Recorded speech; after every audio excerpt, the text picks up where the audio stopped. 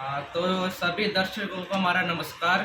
जैसा कि हम सारे जानते हैं कि बहुत ही घंघोर युद्ध चल रहा है रशिया और यूक्रेन के बीच में। तो हमें इस टॉपिक के बारे में कुछ ज़्यादा जानकारी तो है नहीं, क्योंकि हमें ज़्यादा इंटरेस्ट नहीं है। लेकिन जो युद्ध होता है वो कभी भी दो देशों के बीच नहीं होता, उसका प्रभाव पूरी दुनिया पे पड़ता है। तो आज हमारे साथ एक व्यक्ति हैं। आपका क्या नाम है? हर्ष कुमार। हर्ष कुमार। तो आप सीयू के स्टूडेंट हैं? जी। तो क्या कर रहे हैं आप?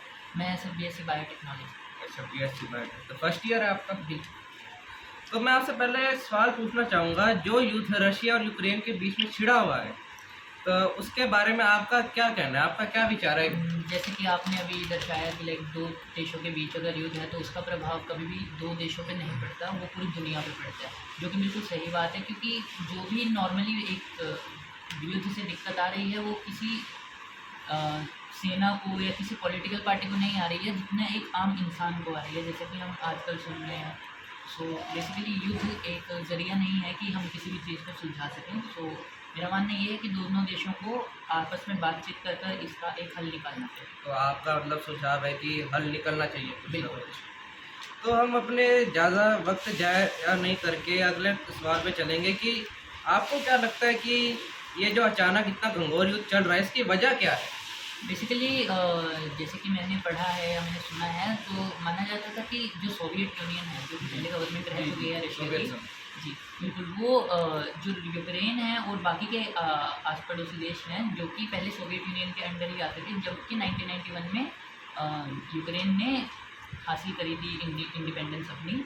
तो अब रशिया क्या चाहता है कि वो उन देशों को वापस कंट्रोल में लाना चाहता है, जो कि एक सोवियत यूनियन का पार्ट है। अच्छा। सो इसका मेन पुतिन का यही मानना है कि वो सब एक देश अपने वापस से वो रशिया के अंडर ही आ सके। चलिए, इस पे तो आपने अपना तर्क दिया इस सवाल पे।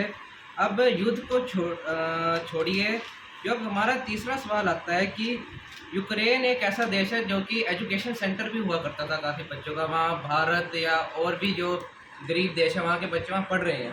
तो अगर बात करी जाए अपने भारत देश की, तो आपको कुछ आइडिया है कि भारत सरकार ने वहाँ पे फंसे हुए बच्चों को निकालने के लिए क्या नीतियाँ या क्या कुछ प्लान किया है? भारत सरकार की तरफ से बच्चों के लिए काफ़ी मदद रही है। लाइक उन्होंने रशिया से भी डिमांड करी थी कि वो कुछ टाइम के लिए लाइक अपनी जो वॉर है उसे कंट्रोल करें, ताकि हम दूसरे देशों से जो बच्चे हैं या अपने देश के जो बच्चे हैं उन्हें निकाल सकें। सो गवर्नमेंट ने हेल्प करी है, बट ज़्यादा कुछ फ़र्क दिखा नहीं है। लाइक हमें पता है कि कुछ केसेज इंडियन स्टूडेंट्स की भी डेथ हुई है वहाँ पर। सो ऐसा गवर्नमेंट ने हेल्प करी है, बट यहाँ कुछ ऑपरेशन गंगा भी चलाया है भारत सरकार ने।